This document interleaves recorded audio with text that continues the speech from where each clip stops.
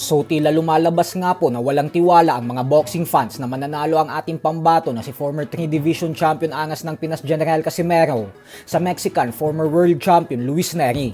Ito po ay dahil matapos ng opisyal na announcement ng Japanese promoter na si Koki Kameda na uusad na ang laban ng dalawa sa June 6, ay nagsitalpakan na ang mga mananaya sa iba't ibang betting websites. At kahit saang panig nga po ng mundo, ay lumalabas bilang heavy underdog si Casimero.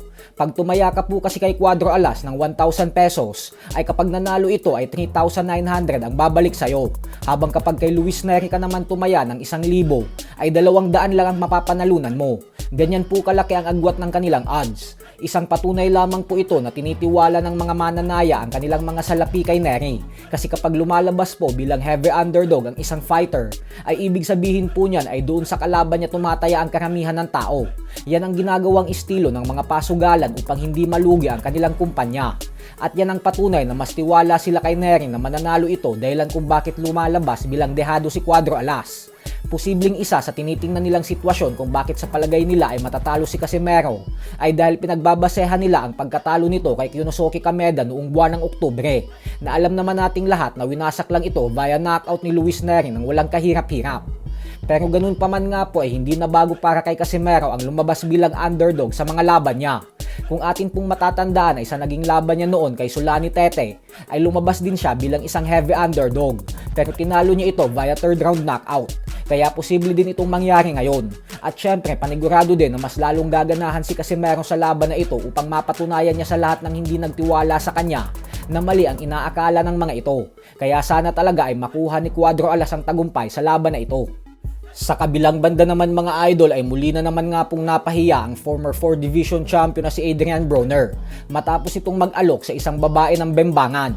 Ayon kay Broner ay bibigyan niya daw ang dalagang ito ng $1,000 para sa 10 minutong kasarapan.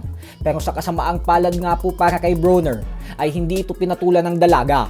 Sa mga ganitong gawain ni Broner ang siyang isa sa mga dahilan kung bakit nauubusan siya ng pera. Kaya naman sana ay mabago niya pa ang masamang bisyo na ito. Bukod dyan ay binisita rin siya kanina lamang ng undefeated knockout artist na si Gervonta Tank Davis. At dito niya sinabi kay Davis na ngayon na lang daw ulit siya nakahawak ng malaking salapi ng dahil sa pagiging vlogger niya. At dito ay pinaputol ni Davis ang video para bigyan ng payo ang kanyang kaibigan. Huh? No, he's going first. He's going first. I ain't gonna lie, brother. Be quick though. I ain't gonna lie, brother. God. Mic not on. It's cool. Hey, is my mic on? It's cool. God put me in position again to, you feel me? Facts, nigga. You know how long it's been since I seen this type of money in my account. Then I'm looking, and then That's another thing.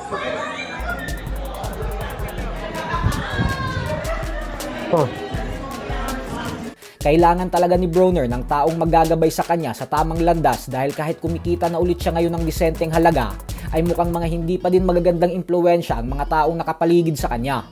So hanggang dito na lang po muna tayo mga idol.